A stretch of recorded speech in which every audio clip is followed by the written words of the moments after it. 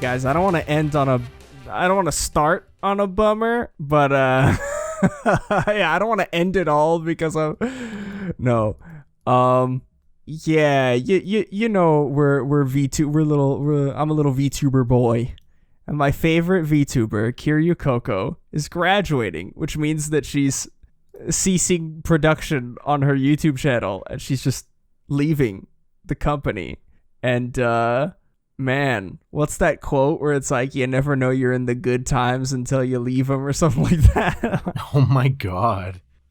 No, it did get me thinking. Okay, let me regale you the story of how this happened. What were we playing? We were playing Destiny or Guilty Gear? Today? No, when the news broke. I think we were playing Destiny, wasn't it? Destiny, I think. Yeah, we were playing Destiny, and we're just, we're doing what we do. We're grinding out exotics, you know how it goes. And Franz, they just come into the voice chat and it's like, yo, Coco's graduating. And I'm sitting here like, yo, that's not a funny joke. Like... But then I go on Twitter and it's still not a funny joke, but it's true. I didn't want it to be true. I really didn't. Those of us in the rabbit hole didn't want it to be true. But nah, I thought about it a lot that night. More than maybe I probably should have, but F it. No, I thought about it. Man, it is that quote, but like, I don't know, in a happy way. From what we can tell, she's leaving of her own accord, and yeah, everybody tried to like stop her or see if they could fix something, and she was just like, no, for whatever reason, I want to leave. And they were like, okay, we respect your we respect your wishes, you do you, but it just made me think of like, just the ending, it you know what it made me think of? It made me think of before all this Boruto nonsense happened, like, it just made me think of, like, when I was there for the ending of Naruto. Like, I remember, like... Oh, man. I remember they were, like, Shonen Jump was like, there's 5 chapters left, and, like, it's the end. And I remember that day, like, the same thing with Bleach. Like, I remember that day so vividly, like, waking up and, like, reading that final chapter, and just, like... I don't know, man. The feeling of like finality, I guess, like knowing that it got right, that ending, it's and done. I'm just like, damn, like it sucks because I'm not gonna have this every Wednesday, but also like, damn, what a good run. Yeah, and that's how I feel with this, and I feel like it's gonna hit me way harder when One Piece eventually ends, but like, I also feel at the same time like, Roger at the final island, like laughing. I feel like Oda is the type of storyteller that like when he reveals what was seen on the island, like I feel like everyone, like we're gonna be laughing with like tears in our eyes, like for sure. It's gonna be something so dumb and like only Oda and like wholesome. Like I don't even know how to describe it, but I know what you're getting at, because like there's been so much that's been put behind One Piece. Like it's not in normal. I'm so like normally it's not economical to like put so much behind a single piece of media, and yet Shueisha, a somewhat miserly company, like y'all have heard us talk about them snuffing out like new starts to what seemed to us no reason. Phantom Seer deserved better. We're not gonna get to it, but it did. Yeah, we're not gonna jump down that rabbit hole again. We've said our piece, but we're right. But I feel like that really lends credence to the fact that One Piece deserves all of the trust that's been put into it. For sure. It's really hard to say that honestly nowadays about like honestly any piece of media. Yeah, but yeah. No, not to say that One Piece is different, but like it's the kind of thing where like Bethesda, they do Skyrim kind of because they have no choice, really. Yeah. They just keep putting that out. But Todd Howard has everybody stapled to the chairs in the office. They can't not release Skyrim for the LG washing machine. I was gonna say Skyrim on a fucking refrigerator. On the smart fridge. Yup. Damn. But the point still stands that, like, you know, they've got their reasons to doing that. Is it a good reason? Like, you know, who am I to fucking say? But yeah, they're not like doing it because, like, oh, just money. I feel like that's a very, like, what's it called? Bad faith argument. Yeah, to say that it's just for to say that they're back, like, for just the money is like, yes, there is money in One Piece, but it's like, that's not the only, like, yeah, especially for them, because, like, you know, they like, that when there's interviews with, like, the editors at Shueisha, like Oda's editors specifically, like, they're just as big of fans of the series as, like, everyone else. Like, it's honestly, yeah, between the editors, the translators, everyone involved is, like, super backing up, like, the just all of One Piece. And it's really similar to the Coco thing, because, like, again, when Oda was like, yeah, like, I'm gonna end it in, like, 5 years, like, it's gonna be over. I remember, like, interviews with the editors and stuff, like, oh, like, we tried to talk to him and stuff, but, like, yeah, he can probably do it, like, you know, it might take a little bit longer, but, like, he's dead set on ending it, and, like, yeah, the way the story's going, like, he can do it, and it's like, fuck, dude, it'll end. Yeah, like, we're getting to the point where, like, we're well aware of One Piece being close to ending. Yeah. You know, look, the Coco thing and One Piece, it reminds me of, see, I didn't watch it, so if anybody listening watched it, you probably have a better idea. I just know, like, I watched, like, the ending live stream of it, and then, like, that was it. Freaking Markiplier and some other guy had this channel that, like, everybody would the meme name on sounds really bad, right? Yeah, it's the name is like Unis Anus, but it just something looks like anus. Yeah. Uno's anus. That's what it looks like. Right. You know, right. I can't. It's that scene from How I Met Your Mother where the guy's like, that's a penis. That says anus, Markiplier. Mark, my boy. That says Marky anus. Moo. Yeah. But no, the whole thing of their channel was, like, they started it, and from the start they were like, we're going to make we're going to make a video every single day of the whole year, and at the end of the year we're going to have a live stream, and we're going to delete the channel, like, and no mirrors of the videos will exist, like, we're just going to end it. And their whole thing was like, oh, like, you know, we wanted to have a sort of, like, we wanted to have a thing that our communities could, like, get behind, but also, like, have this shared feeling of, like, finality, and, like, we were there for the ending, we remember, you know. Yeah, and there's something special about that. Yeah, it was a weird thing, but all that to say that's kind of where I land on the Coco thing. Like, it sucks, and like I told Franz, like, man, we had just started getting the EN VTubers collabing with her, and I was like, yes. We were approaching the VTuber singularity. We were almost at the VTuber singularity, and I don't know what would have happened if we went beyond that point. And it looks like Coco knew what will happen, and that's why she's leaving, to cover up. She's leaving to save us.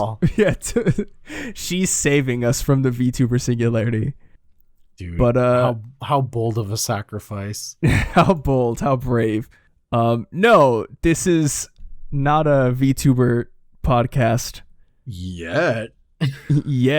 Nah, got him. No, we are Paramecia Fancast, a One Piece fancast where we review the latest chapter of One Piece and have a different One Piece discussion every single week. My name is John. My name is Franz. And if you notice how I kind of paused and said it weird like that, don't edit it out. It's because I legit almost said my name is Franz. Oh, shit. Identity crisis. This is the new arc for the podcast. Yeah, this is the new arc. Look. Who's who? Oh my god. Fuck, that's a character in One Piece. Old heads of the podcast. Dude, people are going to hear this, and old heads of the podcast are going to be like, I like John better in the GX12 5-pin aviation connector arc. Identity Crisis John is dumb. The writing doesn't even make sense. What a lame gimmick. Like, he just thinks he's the other host. Like, come on. It's very like illogical and like certifiable that that's not the case. Yeah. I don't think we have any fans like that. Our fans are super meta. We do okay. If they're hearing this, I want them to know I appreciate your support. And if you hate us, well, that's cool too. But we got somebody on Twitter, and I don't want to like call anybody out, but I just it was at Splendid Nothings on Twitter followed us, and in her description it's like her, and she's into One Piece and also Spider-Man, and she's the mod of the Peter Parker cross Felicia Hardy like it's like Discord? a FanWorks showcasing. Yeah. Okay. I think they have like a Tumblr and stuff, but it's just like Peter Parker, Felicia Hardy, Black Cat. I'm down. I'm down for that pairing. I like them together in the comic and the series. But I just the first thing I saw was in her description: expert on why Peter Parker should go to jail. I've been out of the comic game for way too long, but I think I speak for all of us when I fully support that. I don't know why I support it, but like, yeah, put him in jail. Sure. So sure, dude. These are the kinds of fans we have. They want to put Peter Parker in jail, and they create meta narratives about us in the show that we host. That second part is not certified. Yeah. We do not know it for sure. But, you know, we have lovely fans nonetheless. No one out here policing us yet. They're only policing Peter Parker. And you know what? Sure. Yeah, I'll say Miles Morales is the superior Spider-Man. Actually, the superior Spider-Man was actually Doc Ock. Is the superior Spider-Man when he took over Peter Parker's body. Shut the fuck up. We're covering episode 1016. It's me, Otama. We open up with a really good reader suggestion by Honey Liquor. Reader request: Ninja Zoro and a ninja cat trying to avoid spears in a crawl space above the ceiling. And I really, really enjoy this, because Zoro's out here trying to do his like little nin pose, the you know, the Naruto one. So is the cat, but for those that don't understand the what's it called? The tropes behind Japanese, like, not ancient warfare, but, you know, of the era warfare. The way that castles were built, these crawl spaces were kind of just innate for insulation. That's the one. So there's insulation with these ceiling crawl spaces and this and that. And it was like such a pain in the dick. Like, everyone was like so worried that like people would just go through there, that they created like it sounds so scuffed, but if you look up Nightingale flooring, what it is that like the nails are like put in such a way, and then they're bent, and then the way they're bent, it like rubs up against something else, and it makes like chirping noises that kind of sound like apparently like a Japanese nightingale.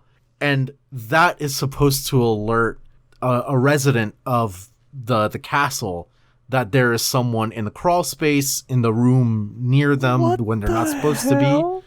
Dude, like, there is legitimate anti-ninja tech, and it involves bent nails making weird sounds. This is the Japanese version of this YouTuber I saw, Primitive something, and it's this dude who just like goes to this like random secluded places around the world and just like makes fucking mud huts and like survives. Like, Dude, Adrian, I love those. Yeah, it's so sick, but like this is just the Japanese version of that. Like, on today's episode, we're just gonna make like a primitive security system, so we're just gonna bend the nails and.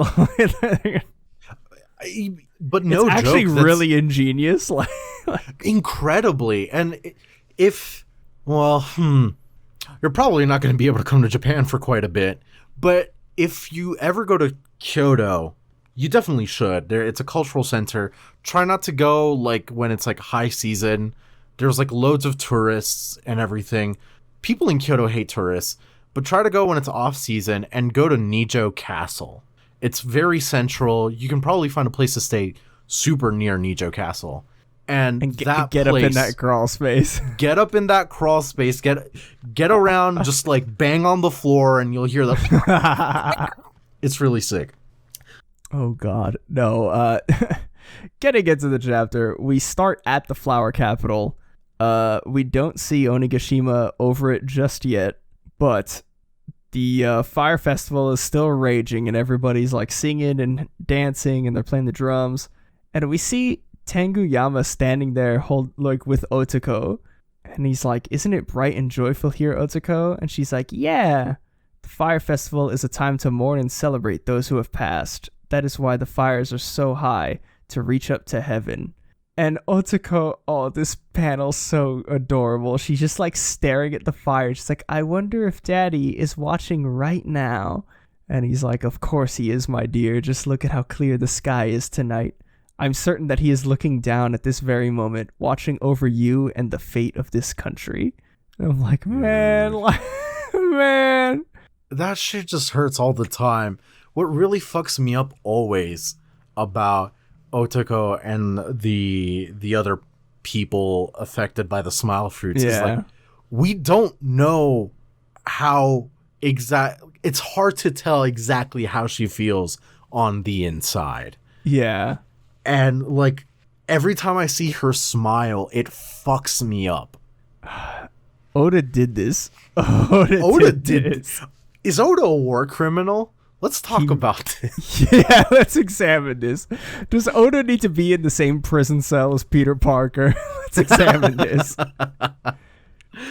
Oh God, no! Man, like, dear listener, just look into her eyes.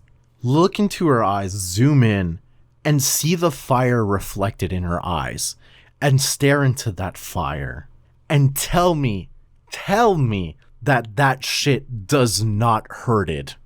Yeah. That shit, in fact, hurted. It, in fact, really hurted it. Oh, God. Yeah, man, Otoko, I think back to, like, it was a while ago we talked about it, like, I still want, because Dr. Hirolook was like, oh, like, I cured, like, the miracle, like we talked about the last chapter thing, like the miracle, like I cured the sickness, like, or the sickness was cured in like this miracle land with cherry blossoms, like, right. I really want at the end of whenever Wano ends of like Chopper to be the one to cure the smile fruit sickness, and that'd like be good, cause in the fight with Queen, he was able to beat the Oni disease by spreading it through the air in like the nuke. He became a war criminal. Right. Like the mushroom cloud like spread through the air, and he made a virus to counteract the other virus, but he did it through the air, like the airborne like smoke or whatever. Yeah, and I just think it would be cool if he did that in Wano with like the smile fruit cure, and the way it like shows in the manga would be like sakura petals. That would be so good. Honestly, like, I'm not ready for it because I know they're going to be like, I can imagine it like them laughing, and then like as the sakura petals pass, it just turns into all of them just like ugly crying. Like, yeah, I'm not ready for it. God, fuck. Yeah. Dude, it's so interesting because like if that really came to pass, I remember it reminds me how like early in the arc we were like, oh, this is going to be like, you know, it's a Luffy centered arc, but there's going to be some Zoro stuff. And if this chopper shit happens, personally, I feel like it blows all that shit out of the water. Yeah. Zoro got a new sword and confirmed conquerors. Yeah, whatever, dude, move. Who cares? Chopper's doing some cool stuff. Chopper is doctoring. Yeah, and Chopper's doctoring. And the fact that we just move on from Oda knew he had to fuck us. It'd been a while. He looked at his wristwatch and he was like, "Oh dear, what's the time? It's fuck o'clock." And he just, it was a drive-by. We're done with it now. We're back inside the castle. We're in the guest parlor, and we have these CP0 dudes talking about the whole situation. So they say, even after losing Straw Hat, none are surrendering. And is that Bao Huang, or is that no, that's just one of the Marys that was with CP0. It's not Bao Huang. Bao Huang has the weird squirrel tail thing. True, yeah. But are all Marys I don't know. Fuck it. I'm not thinking about this right now. It doesn't matter. The Mary basically confirms it to him, yes, as it stands, another 5,000 soldiers are now out of battle. The difference in strength is 24,000 versus 30,000. All of the pleasures and waiters on the performance floor are rebelling against Queen, so 4,000 soldiers go towards the other side, making it 20,000 versus 7,000. And there it's represented by the Go board, because it's the Go man. He's black and white. He's the Go man.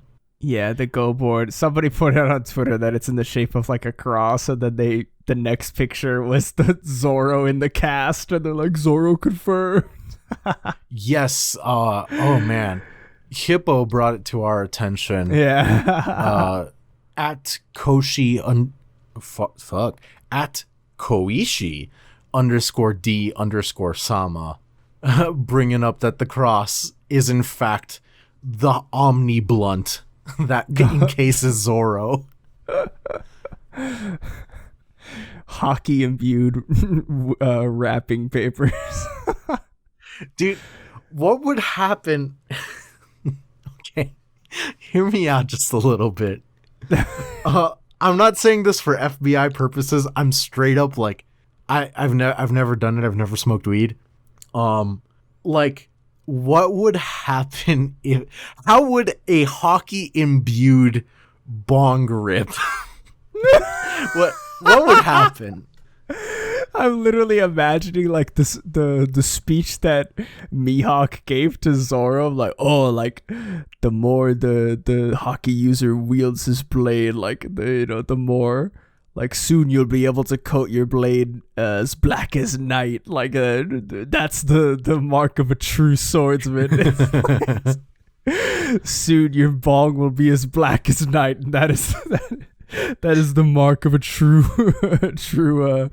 toker. Bong ripper. Yeah, a true toker. Oh my god. A blackened by armament hockey bong is terrifying. Complete. Because could you imagine? You're at a party. You're all around the campfire, because the campfire masks the smell. I've been to these parties. I just haven't partaken in the devil's lettuce. And so you pass the bong to someone, and when they grip it, the bong just starts turning black. Dude, I don't know what I would do. I don't know what I would do. You gotta leave. There's no if, and, or but about it. Yeah. If this dude starts fucking taking a rip and I see black lightning shooting out of it, I'm out of there. Dude, Conquering King's bong rip. I apologize for the very early 2012 Elon Musk, the Muskian meme energy that talking about weed brings, but these are questions that must be answered. Yeah. Oh god. But we get the little toad Mary as they keep talking, and they're like, a surprising shift in the balance between the two sides. It's impossible to predict now. We might learn more that suggests a change in the tide of battle. And the little frog is just like, the frog was the one that Momonosuke screamed into, and it's on like the floor. You just see like the smoke, like you don't see Shinobu or Momo, but Shinobu has her broken fruit, so they're probably safe somewhere underneath the rubble. But the Bao Huang is like, and Momonosuke has fallen. Indeed, the enemy leader is as good as dead. If we announce that, the samurai are sure to lose the will to fight this time. And then she's just like, yeah, let's break their spirit. I really love it. Like, what a good pep in her step, you know? Yeah, and I will say, like, you know, we've seen the genetic freaks. This guy is just man body, horse head. And as far as I can tell, that's the only thing wrong with him. And he's allowed to stay. I actually like him. It's not that bad. It's basically just BoJack Horseman. Yeah. Like, I'm good with BoJack Horseman being one of the gifters. Now, if it was like a man with a horse head coming out of his crotch and then like the horse legs coming out of his back, like then I would want it to die you know. Okay, hear me out. I would want it to get some peace from its death, but hear me out. I have devised the perfect freak. So imagine a horse, okay? Just a horse. Really scary as is. Yeah, horses are pretty creepy. And, okay, imagine that you are laying down on the horse's back, okay? Yes. You're laying down on the horse's back. Your head is near the horse's butt, and your butt is near the horse's neck. Okay. Now sink into the horse. Now phase into the horse. Phase into the horse. Make sure your crotch goes a little more ahead, so it's like neck crotch connection, and make sure that your head peeks out, but it looks like that the horse's tail is your ponytail. You feel me? Unfortunately, I do. You have arms and legs that are just out there. And see, like, that is the perfect freak. Like, I feel if I didn't know any better, I would say you're looking at Otis like rough drafts, because I'm sure that that's one of the freaks that he has drawn before. Like, without just a waiting. doubt. He's waiting to use that freak, and now that we've called him out, we've called his bluff. You know, the onus is on him now. Oda has Balls to in his deliver court. this freak. Yeah. Exactly. I want Honestly, this freak on our desk by Monday morning. I'm about to send one of those postcards to them for the reader request and just be like, more gifters, but the worst ones. The ones the editor said, now this is too far. Because there's a list. There's a list of the editors where like, this one's no. There's no way that these freaks of nature exist, and there's not one that's been cut by the editors. We're like, bro, you can't draw this. Like, for sure. I need that list. I'm sending a postcard ASAP to Shueisha headquarters. Yeah, sending it right now. No, but getting away to probably my favorite moment of this chapter. I love this scene. We cut back to Team Nami, Usopp, Otama, which is on the same floor. And they're running, and if you remember, Zeus was in the Climate Act.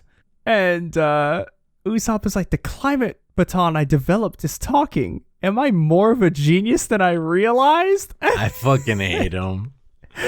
No, it's me, the thing that used to be Zeus. And she's like, but why did you turn into my climate baton? I thought you got eaten. And, like, me and Franz talked about this, but what he describes is basically what I said in, like, passing last week. We recorded that, right? Yeah, we recorded that. Last week it was like I remember clearly because I was like, I don't want to get into like the science of it all, but like maybe what happened was like when she bit down, his body and the spirit were like separated, and then the spirit found a new host in like the baton because she sent the clouds to him. That's literally exactly what happened. That moment, my soul slipped out of my original body. I was barely conscious, and as Hera Girl was just about to absorb me, you reached out with the climate baton. Like, completely immaculate description of what happened. Absolutely bizarre. Oh, it's so good. And I love this. I love that Zeus, I liked him in cloud form, but I think it's funnier if he's in climate baton form. The only thing is, and like, this is because, so I would go as far as saying that I'm a bit of a prude, but here's the thing about being a prude. People who are prudes have a constantly, like, they have a horny engine in their brain that produces horny thoughts. It's just a matter of like, does that thought create a yay or a nay? And for me, it always creates a nay. Oh, no. Like, I think of some freaky shit, and John just brain blasted what I put down. I just picked up what you put down. Because, like, the only thing I'll say that phallic. The only thing I'll say that won't make it any better, but it makes it funnier, is that just like last week that you called, you would only accept it if he has the hat. He does still have the hat. Hat has been confirmed. Guys, it's E3 week, and Keanu Reeves just came on stage, and he just pointed at the screen. It says hat confirmed. We got it. Ladies and gentlemen of the United States, we got it. And but like... I feel like our reaction is Nami's reaction. What? Ew. I don't want an annoying talking weapon. I don't blame her either. Because, like, there's... Soul Eater. Soul Eater's a great example of, like, talking weapons, like, or maybe kind of a no-no. Because Excalibur is, like, hated. Universally hated there. Oh my god. Excalibur is the best. Like... I don't know, man. The only talking weapon I can ever consider being okay is the big sword from Transistor, that Supergiant game. Oh yeah. But that's because there's like a little bit of lore behind it. There's like sentimentality to it. But like this cloud fuck with the dumbass hat, who I love very much. Him talking? I don't know about that. But I love that he's just like, I forgot, you haven't forgiven me. The problem is, I can't get back out without Mama's power. Yes. And like, as they're running, they reach the stage, and they're like, hey, we've reached the stage. And they're like, Tama, you can give the order from here. And Bao Huang like hops up on top of she hops up on like the rafters, basically. The raft, yeah, like the armrest thing. And she's like, a report to all sectors of Onigashima, the enemy general Momo. And then like she's about to say that like Momo's dead. And the horse guy's like, Miss Bao Huang behind you. That it's the Straw Hats. And then literally like before they can even attack her. Like, yeah, go ahead, because dude, it gets wild. From downtown, jumped up. Tama's just like it must play in slow motion. Uso Hachi. Yeah. Points up. Usopp doesn't have time to react, honestly. Gets headbutt straight into the ground. And there it is. It's fucking old. Like, Ulti must have done this in one foul swoop. She must have headbutt and then immediately grabbed Tama before Tama touched the ground. Yeah. Like, Ulti with the command grab. It's fucking nasty, dude. Jesus. Oh, God. And I love Ulti. Like, God, Ulti is a good character. I like her. She's persistent. Yeah, she's persistent. She's like, she one of the Toby Roppo, like, I expect them to be like very capable fighters and stuff. I mean, just from what we've seen of like Drake and all of them, but she figured it out instant. Like, she hasn't even seen Otama use her powers at all, but she's just like, it's her, isn't it? She's the problem. She's the reason all of our subordinates keep betraying us, and now she can manipulate Big Mom too. Dude, it's she got it perfectly. Like, she's not skipping a single fucking beat. And as she's getting that hamster wheel in her brain, like going with this theory that she's correct with, Nami starts swinging. She reels back. I thought I told you to knock it off. And then as she swings, Zeus turns into a fucking like morning star and just bonks ulti right in the side of the head. And he like turns back into like, he gets a little less inflated, a little less spiky, and then his hat comes out again. He's like, Nami, use your baton like you usually do. I'll help out. She's like, you can do that? Oh man. But Zeus isn't completely useless. Because he observes she's really rough. She's really tough on the surface, but on the inside, she's all pulverized from Mama's attack. One good lightning blast should do the trick. And Nami's really worried about like how it'll hit Tama. John and I, John, I don't know if you were there. I think you were, but this reminds me of a D&D story. Oh, yes, I was there. You were there. A good friend did not know. I think it was Thunderbolt. I think he cast it at a higher level, so more bolts happened. It was like Thunderstorm or something like that. And something like that. We're like, dude, you're casting Thunderstorm? Yeah, because it does a lot of damage. We're like, dude, did you read the description? It's like, what? Like, did you read the area of effect? It's like 50 meters. So the room is like 20 meters. Oh God, it was so hilarious. It was so good, honestly. D&D. I think after that, I remember he was like, "No, I don't want to use it." We were at whoever was the DM, we're like, "No, you're using it because it's funny. Like we're gonna deal with this because that's how it goes." Everybody roll your wisdom check. Oh, or like so reflex good. Or whatever it was. Yeah, it'd be like a reflex kind of thing. Yeah, but man, Usopp, big brain in this whole thing, truly is a genius.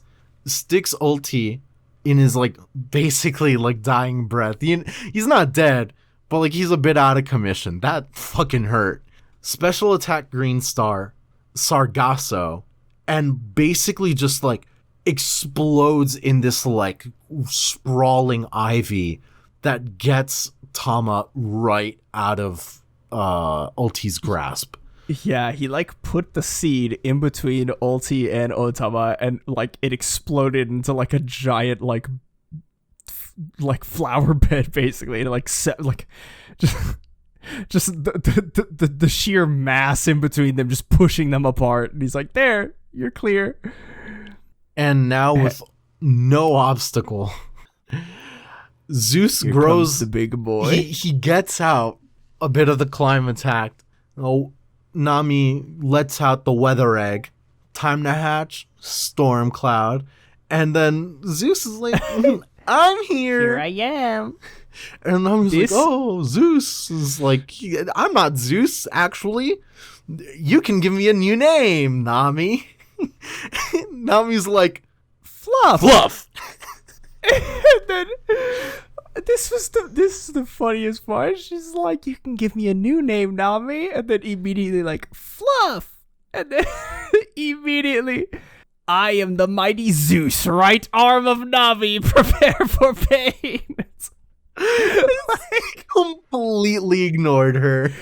I imagine, like, I want to see this animated because I imagine the fluff happening, and then there is an awkward pause just long enough. It's not like elongated ridiculously but you know what I'm talking about. Like, I know it's what you're talking just long about. enough to be maximum funny. Like, that's how I read it too. I was like, oh, there's a pause in between here before he just starts going off about being Without the a right doubt. arm of now. But oh god, she uses lightning blast, and she like, it's just like a giant freaking thunder tempo. Like, she slams down this giant thunder blast, and ulti jumps out of the way, and Nami like looks up, and she's like, no way. And you see Zeus. Ulti's like, it's over.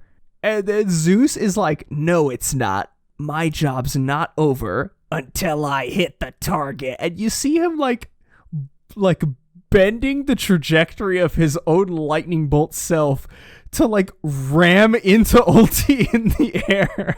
Like, Dude, God, it's so sick. big brain. We always talk about like end game matchups or whatever, especially against what's some fucks, the admirals, the Navy admirals. Yeah. And we always, I remember we'd always talk about like, oh, Zoro against Kizaru would be sick because like, you know, he's light, so Zoro could reflect the light and then like attack or whatever. Yeah. Fuck that. Nami versus Kizaru. Fucking bend lightning? Like, come on, dude. That's sick Bend as fuck. lightning. Ride the lightning, dude. Ride the lightning. Oh god. I'm about it, honestly. But dude, Ulti is like freaking Ulti, like, okay, so Zeus like rams into Ulti. She's gone. She's like this time for real. Eyes white. Like she looks like when that kid in Jurassic Park touched the electric fence and got like blasted 15 feet off the ground. Like, she looks like that. And Bao Huang, this is so funny. Bao Huang was like, because all of this happened, mind you, like they were like, Bao Huang behind you, and it happened like you said, like in an instant. And Lady Ulti just went down. First page one, now her. Two of the Toby Roper are out of the fight. And her speaker phone was on, and everyone's like, what? Are you kidding me? That's never happened before. Hang on, are we losing? And then the Bojack is like, Miss Bao Huang, everyone can hear you. Whoopsie, that wasn't supposed to go out. Huh? What is that? What is that? Dude,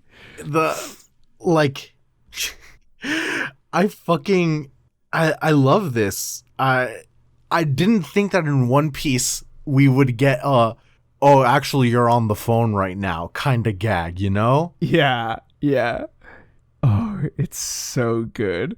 I love that Oda did that gag, and I love that like Bao Huang, like this little random character that we got who is just a glorified walkie-talkie, actually gets some like character to her this chapter. Like, dude, it's so funny. Good. But like the whole reason Bao Huang is like, oh, what's that? Usopp gets up, Green Star Devil chomps on Bao Huang. Basically, like how do I word this? He prevents Bao Huang from turning off the loudspeaker, but Bao Huang is the loudspeaker. And so Bao Huang's just hanging out of the fucking Venus flytrap mouth. And Usopp's like, oh, I don't know how it works, but she's a loudspeaker, so talk, Otama. And she walks up and, it's a me, Otama. And then immediately, all the gifters, they like, as a snap, it's her, it's Master. And yes. Everyone else is kind of like, Sanji, Otama? like Sanji, who's fighting Queen right now, is just like, Otama? Like, dude, it's so funny. But we don't get the follow-up just yet. Oda said, you're gonna have to wait just a bit.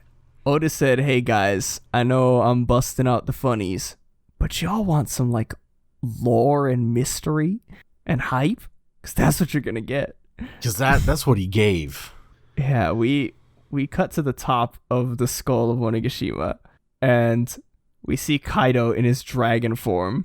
Straw Hat is dead, and so is the son of Kozuki Oden.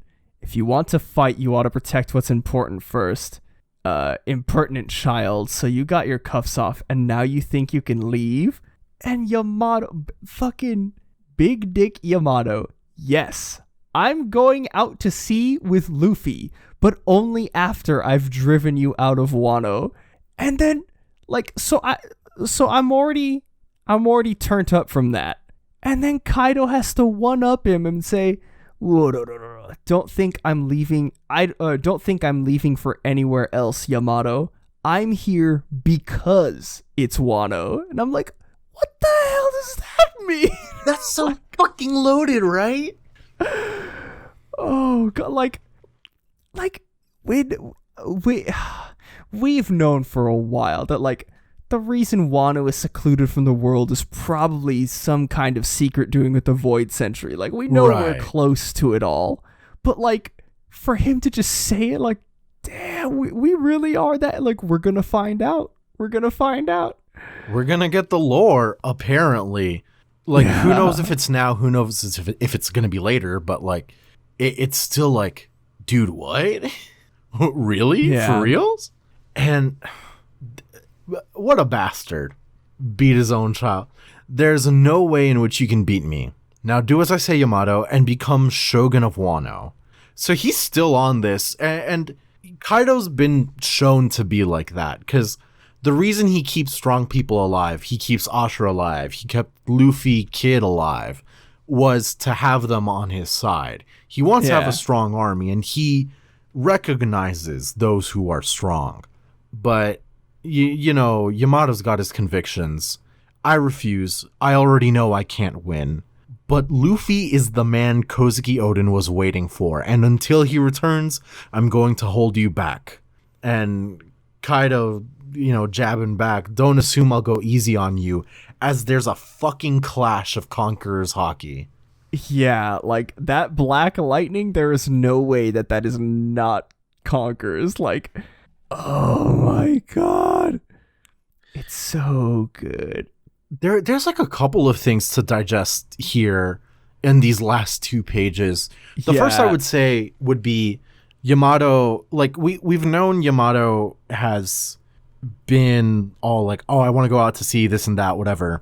But this proclamation here seems so resolute that I would be willing to say that this is Oda saying that, like, Yamato is maybe not the next Straw Hat, but will ride out with the Straw Hats. In a similar way that, like, you know, Kinemon wasn't a Straw Hat, but I mean, shit, he was there for fucking 400 chapters or something. Yeah. Kinemon wasn't a Straw Hat. He just had keys to the Sunny and rented a room from them. And exactly. Yeah, the same way Carrot's not a Straw Hat. Cook Taco Tuesdays, but he wasn't like a member, you know? Like, you know, yeah, exactly. You know, there's those lines. Yeah, everyone's got boundaries. No.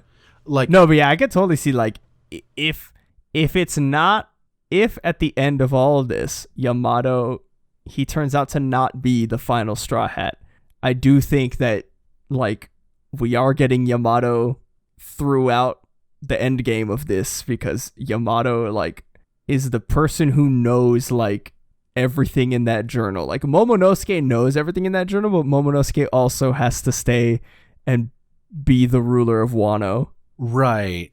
And, like the rightful heir, you know?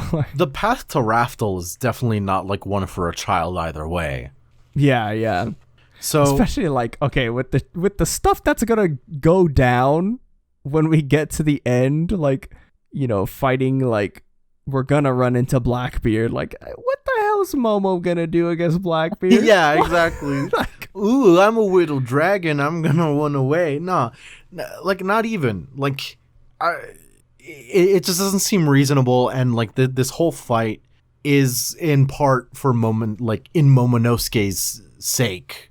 Yeah. And without a leader, Wano is vulnerable. Even Momonosuke knows that. Everyone kind of recognizes that. But I really do think that unless something else is holding Yamato there, which truly might just be Momonosuke needs time to like settle. Like it could be something as simple as that, keeping Yamato tied down. But I don't know. Yeah. Though those that are in the Yamato for Straw Hat gang have a little more hope today. They're eating good today. Exactly. They're eating good today.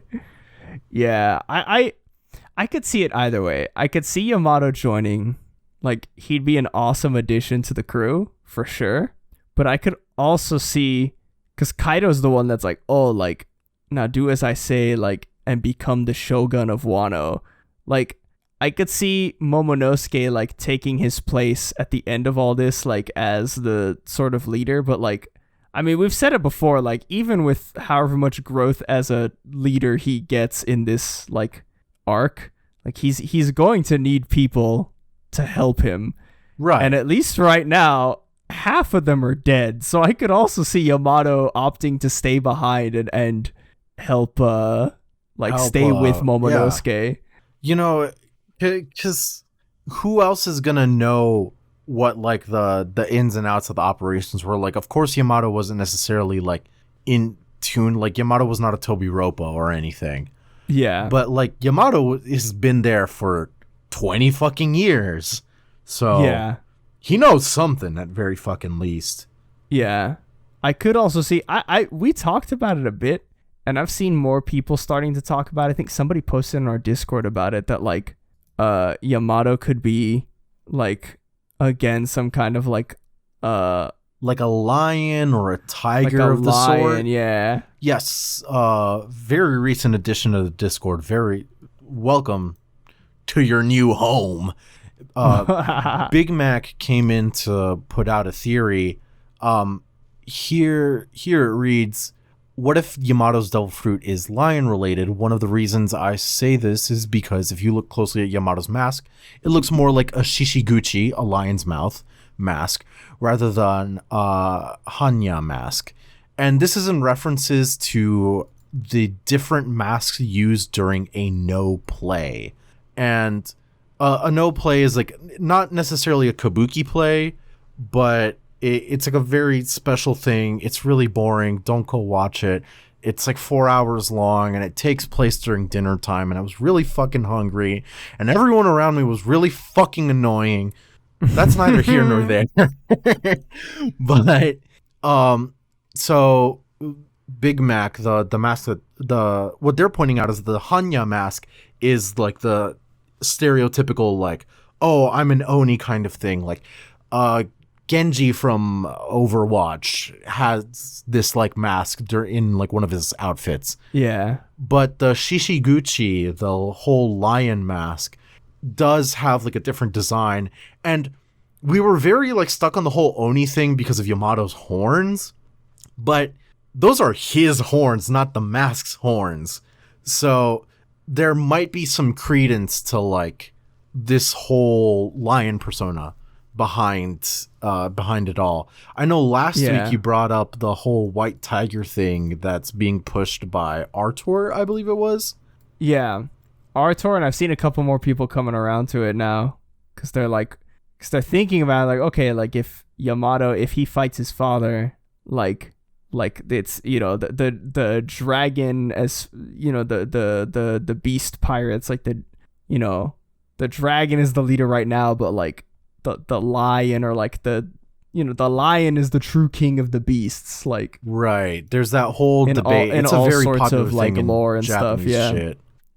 So and it's like, that would be pretty cool. Yeah, no, I think we might get some details about that.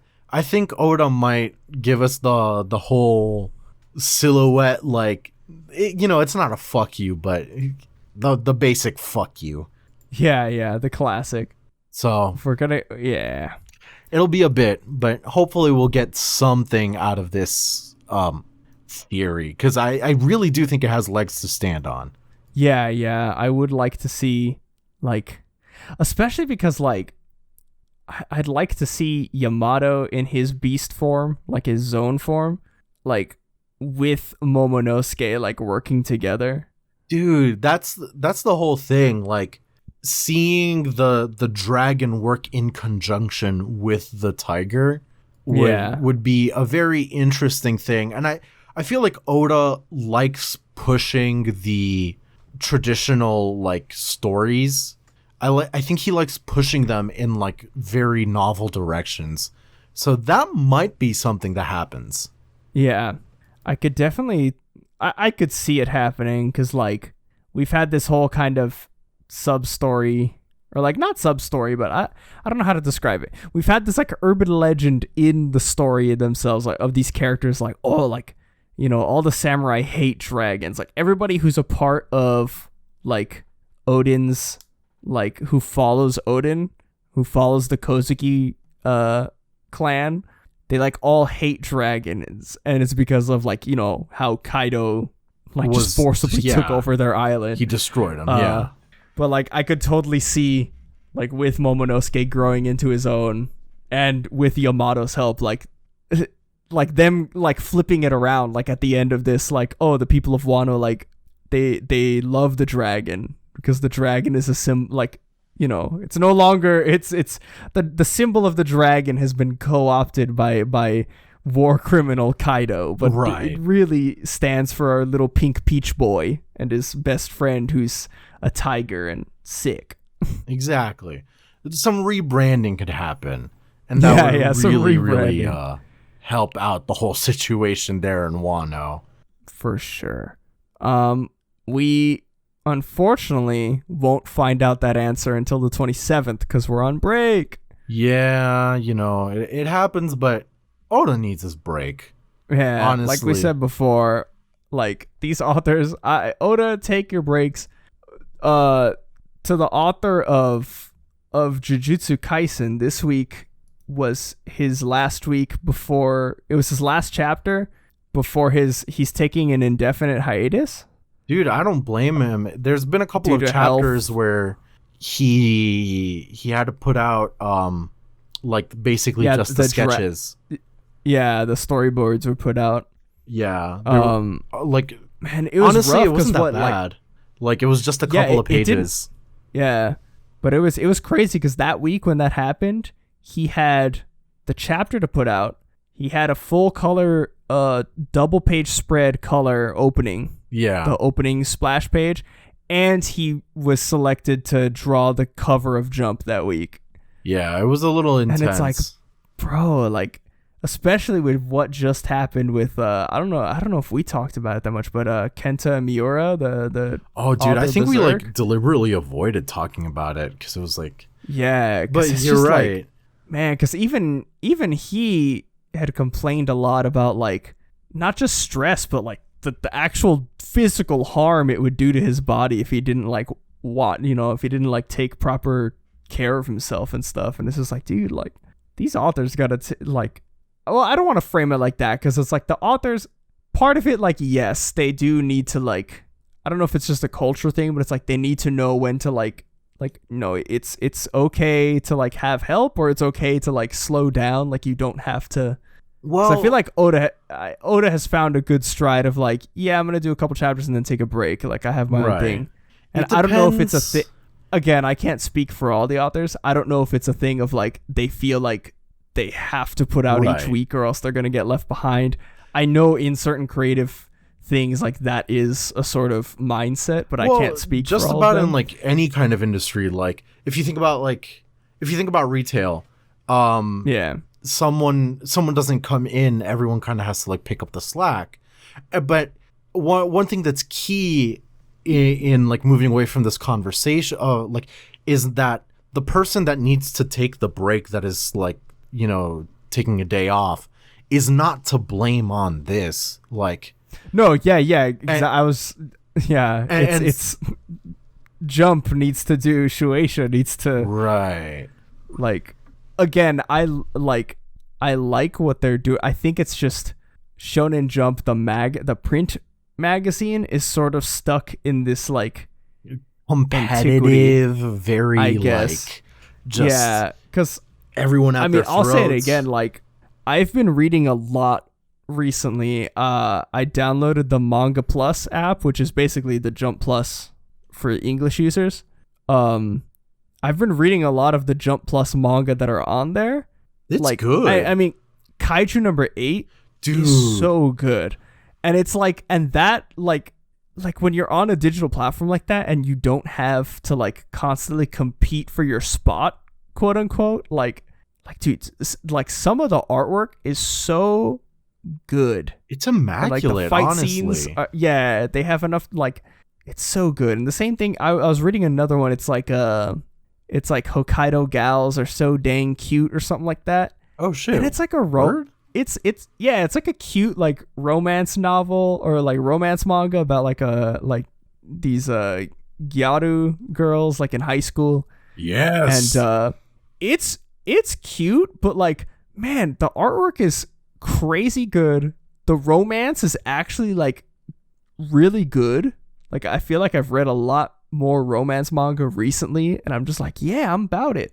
But like the writing is so immaculate in this story, and I'm like, dude, like, this is like, I don't know what has to happen to Shonen Jump to get to this quality, but like, we need to do something, because like, I don't get me wrong, I like all of the manga that are in Weekly Shonen Jump, like the print magazine, but like, I feel like they've made strides to make it like, okay, it's available digitally each week, but like, I feel like that's like, I don't know, maybe it's too far gone, maybe it's too deep in to change, like, you know, it's too traditional at this point, like the weekly manga comes out each week, but like, or like the weekly print of Shonen Jump, right? But like, man, like, if there was some way that they could go the Jump Plus route of like, yeah, no, there's no competition, like, you produce at, you know, whatever pace you do, and we're good to go. I feel that's the golden, like, that's the next age of all of this. It really is. What's keeping Jump as a print product is legitimately like 40 to 60-year-olds who don't know that Jump has also gone digital. Because like, straight up, I remember having a conversation with students that like, they were like, oh, so you like manga, like, how do you read manga? And I was like, oh, you know, like, I pay for an app, they translate it, and I read it the same time, basically, but in English. And they were like, oh, okay, that's cool. What do you do about like stuff that's not Jump? And I was like, oh, you know, like, you know, sometimes I'll read it in Japanese, sometimes I'll like look for a translation. And some kids were like, oh, do you do tachiyomi? Not the app, not, you know, tachiyomi means to basically go to a convenience store, someplace that they would have manga, open it, and just read the chapter that you want to read, close it, and not buy it. Yeah, we call that the Barnes and Noble special. That's what we call that over here in the States. And I was like, no, I don't fucking do that. That's illegal, dude.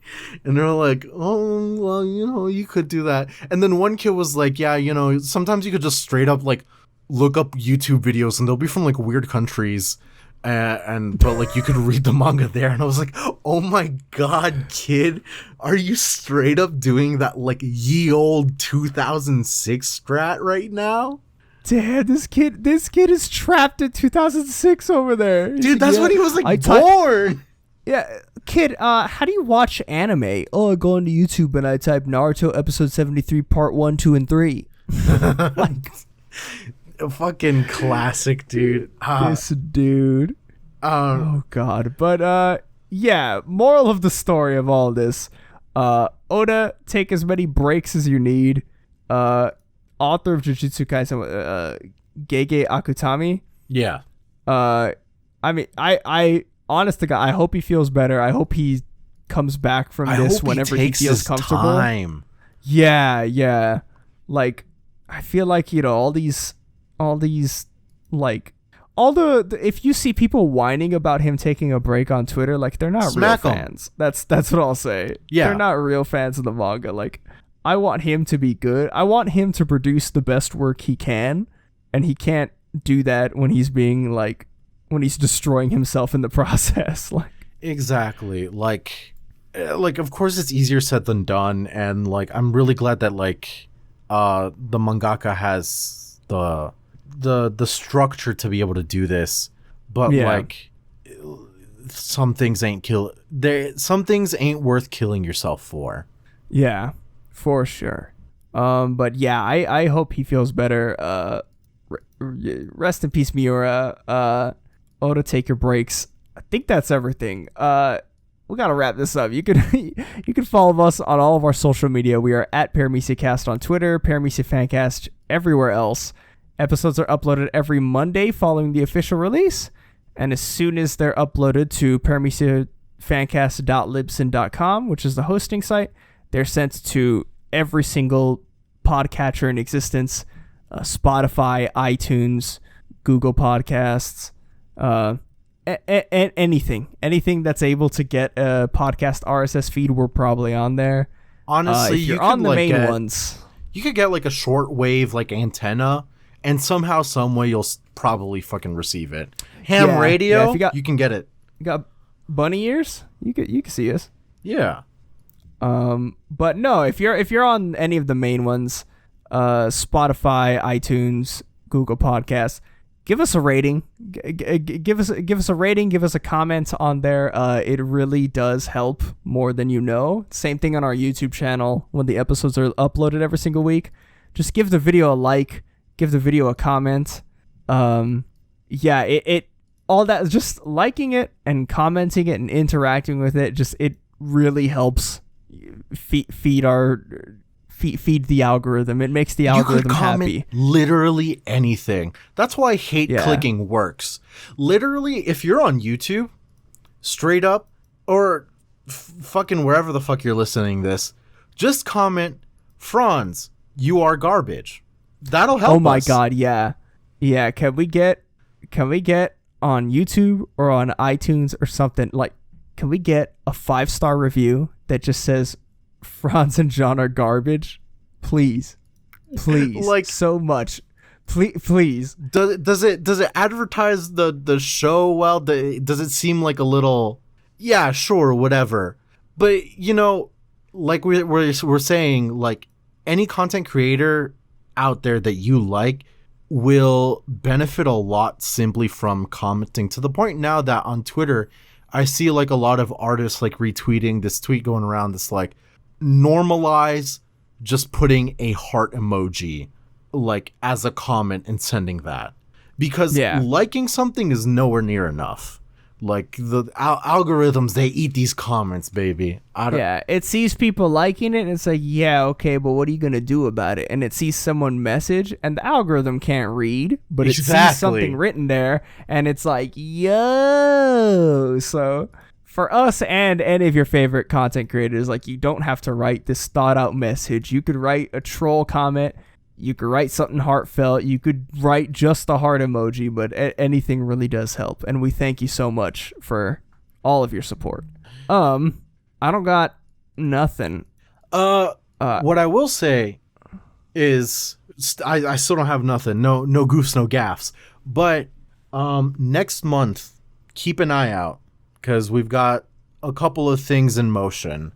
We'll hope you like it. But there'll be stuff happening. You know, we're planning.